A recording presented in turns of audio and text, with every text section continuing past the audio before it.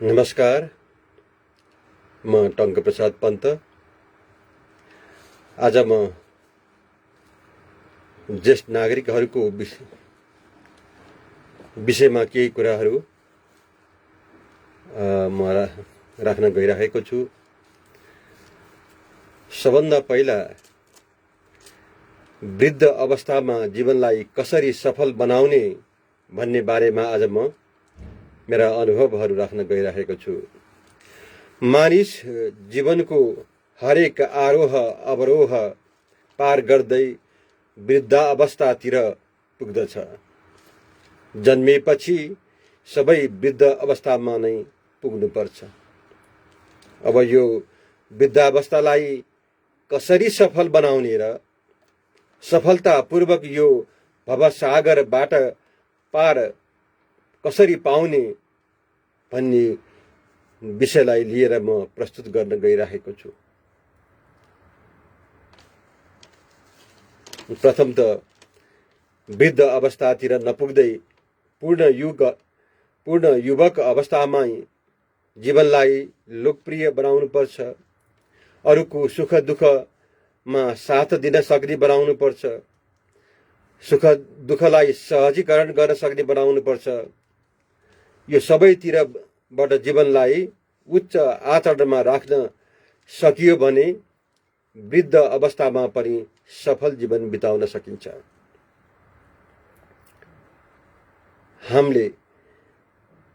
जब हामी युवक अवस्थामा सामाजिक काममा लागेका छौँ, त्यो बेलामा हामीले आफ्नो होस हवास गति गुमायौँ भनेदेखि त्यसको परिणाम वृद्ध अवस्थामा पनि हामी राम्रो पाउन सक्दैनौँ। त्यसैले यो जीवनलाई उच्च बनाउनको लागि युवक अवस्थाबाट सुरु गर्नुपर्दछ। वृद्ध अवस्था भएपछि शरीरमा शक्ति हुँदैन, तर इच्छा आकांक्षा भने धेरै हुन्छन्।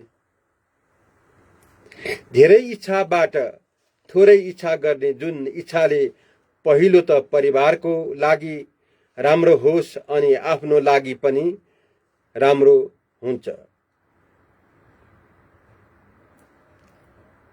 किनभने धेरै इच्छा आकांक्षाहरू अनावश्यक हुन सक्छन्। त्यो अनावश्यक इच्छा आकांक्षाहरूले परिवारलाई पनि चित्त नबुझ्ने हुन सक्छ र आफूलाई पनि त्यसले चाहिँ राम्रो रिजल्ट दिँदैन, नतिजा दिँदैन। त्यसकारणले धेरै इच्छा आकांक्षाबाट चाहिँ थोरै छान्ने, जस्तो हंसले मोती चुगे जस्तै, त्यसो गरेर छान्न सक्यो भनेदेखि उता परिवारको लागि पनि राम्रो र आफ्नो लागि पनि राम्रो र हाम्रो वृद्धावस्था पनि सफल बन्दछ। वृद्ध अवस्था त्यस्तो अवस्था हो, आफ्ना सन्तानले उपेक्षा गर्दा उपेक्षाको पात्र बनेर बस्न सकिँदैन। त्यसैले अनावश्यक इच्छाहरू जाहेर नगर्ने, यस्तो अवस्थामा अनावश्यक इच्छाहरू जाहेर नगर्ने, शान्त रहने, मेरो केही पनि छैन भन्ने संकल्प गर्ने, मन बैरागी बन्ने। तनको बैरागी काम लाग्दैन, यसमा मन बैरागी बन्नुपर्छ। सबलाई समभावले हेर्ने, समदृष्टिले हेर्ने, असल विचार मात्रै बोल्ने, असल कुराहरू मात्रै गर्ने। त्यो गर्यौँ भनेदेखि हामीले हाम्रो वृद्ध अवस्थाको जीवनलाई अवश्य पनि सफलपूर्वक पार गर्न सक्छौँ जस्तो मलाई लाग्छ। किनभने हाम्रो जीवन दुर्लभ छ, बार बार पाइरहने जीवन होइन। त्यसैले जीवनलाई पहिचान गरेर राम्रोसँग जिउन सक्नुपर्छ र सिक्नुपर्छ। यसको लागि हामी सबै कुराहरूबाट त्याग गरिसकेका छौँ। हामीले आफ्नो सब कुराहरू आफ्ना सन्ततिलाई जिम्मा लगाइसकेका छौँ। हामीले सन्ततिहरूको लागि गर्ने सबै कुरा गरिसकेर अब हामी आफ्नो लागि गर्न गइरहेका छौँ। यसको लागि प्रभु स्मरण, भजन, कीर्तन, आध्यात्मिक अध्ययन यी सबै मन वैरागीका साधन हुन्। यसको अवलम्बन गर्नुपर्छ। धार्मिक सभा, सत्संग पनि मन वैरागीकै साधनहरू हुन्। यसको हामीले चाहिँ अवलम्बन गर्न सिक्नुपर्छ। वृद्ध अवस्थामा नै त्यो उच्च अवस्था हो। वृद्ध अवस्था नै त्यो उच्च अवस्था हो जसमा हरि मग्न भएर मन वैरागी बनेर अरूलाई आशीर्वाद दिन सक्ने अवस्थामा रहनु हो। हामीले त आफ्नो लागि, परिवारको लागि सक्ने अवस्थामा हामीले सबै गरिसक्यौँ, सब कुरा गरिसक्यौँ। हामीले काम गर्यौँ, पैसा कमायौँ, घर बनायौँ, सबै गर्यौँ, बिहा दानी इत्यादि केटाकेटी सब हुर्कायौँ, पढायौँ, बढायौँ, यो सबै गरिसक्यौँ। अब भनेको आफ्नो लागि मात्र गर्ने। त्यो आफ्नो लागि गर्न के हुनु पर्यो त? मन वैरागी, तनको वैरागी भएर हुँदैन। रातो राम नाम ओढेर हुँदैन, घाँटी भरि माला झुन्याएर हुँदैन, टाउको भरि अबिर र केसरी पोतेर पनि हुँदैन। मन वैरागी हुनुपर्छ। मन वैरागी बन्यो भनेदेखि त्यो उसले सुख मात्रै देख्छ संसारमा, अरू केही पनि देख्दैन। त्यसैले ऊ आशीर्वादको स्टेजमा पुग्छ। सबै मेरा सन्तान, यो पृथ्वीभरिका सबै मान्छेहरू, ती सबैको भलो होस्, त्यो सबैको उन्नति र प्रगति होस् भन्ने धारणा मात्रै हुन्छ, अरू केही हुँदैन। उसले आफूलाई नै देख्दैन। त्यस्तो अवस्थामा मन वैरागी। यो अवस्था भनेको घरमै बसेर वानप्रस्थको अभ्यास गर्नुपर्ने हो। पहिला परापूर्व कालमा सब घरहरू, सबै सम्पत्तिहरू आफ्ना सन्ततिहरूलाई छोडेर वानप्रस्थ जाने चलन थियो। त्यो अज्ञानताले गर्दाखेरि हो। वानप्रस्थ जानै पर्दैन, आफ्नै घरमा बसेर वैरागी बनेर आशीर्वादको स्टेजमा बसेर वानप्रस्थको अनुभव गर्न सकिन्छ।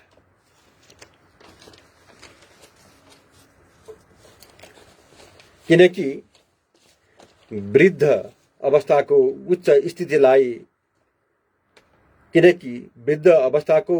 स्थिति आइपुग्दा पुग्दै मनका इच्छाहरू कम हुँदै जान्छन्।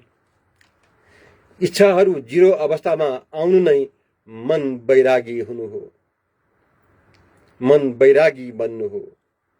यो अवस्थामा सबै आफ्ना, अर्को कोही हुँदैन।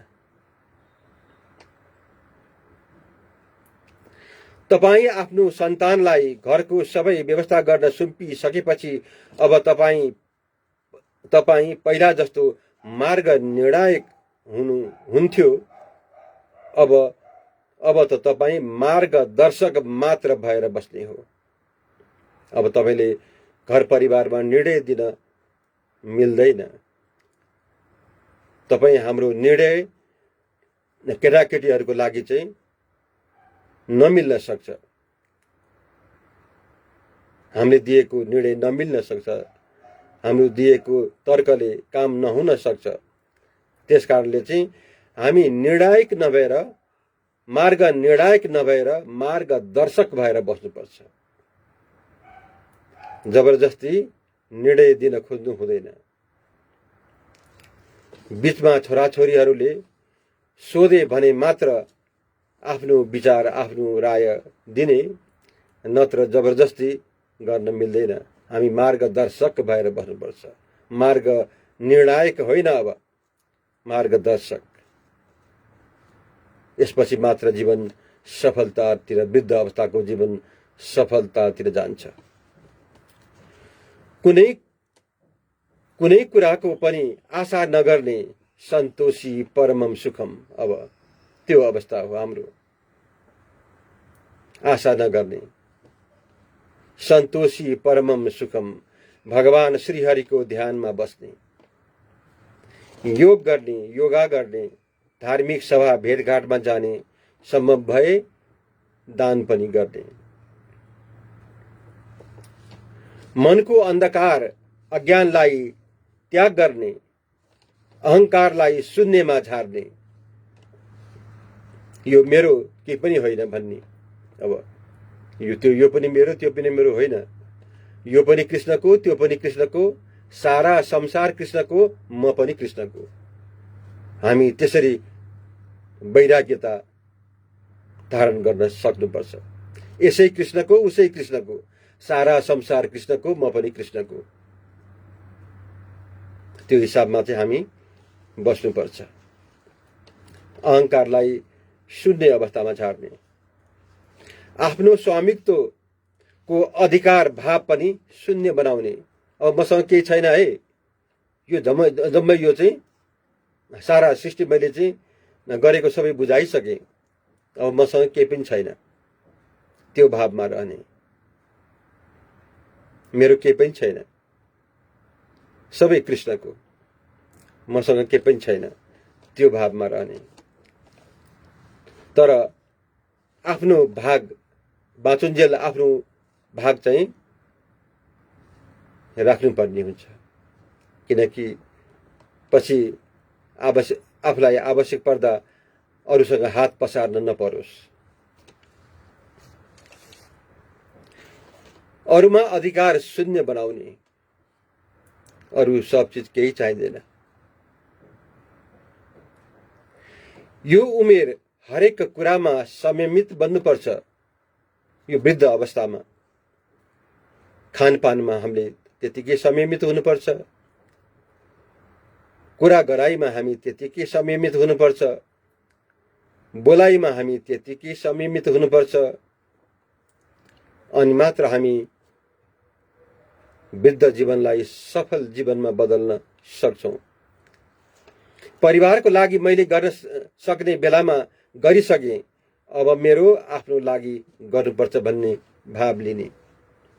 जस्तो धर्म, कर्म, दान, पुण्य यसभित्र पर्दछन्।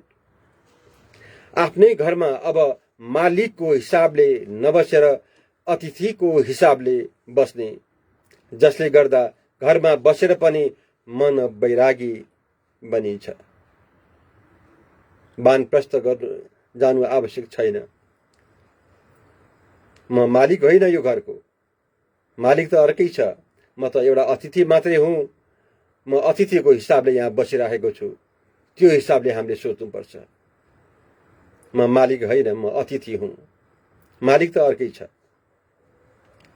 मन वैरागीको स्वरूप हो यो। हामी चाहिँ मन वैरागी भएर बस्यौं भनेदेखि हाम्रो यो वृद्ध अवस्थाको जीवनलाई हामी सजिलैसँग सफल बनाउन सक्छौं। मन वैरागीले साना तिना समस्या, मनमोटाव हाँसेर टारिदिन्छ। सबै ज्येष्ठ नागरिकहरूलाई मेरो यो सानो अनुभव पस्केर पठाएको छु। यहाँहरूलाई कस्तो लाग्छ?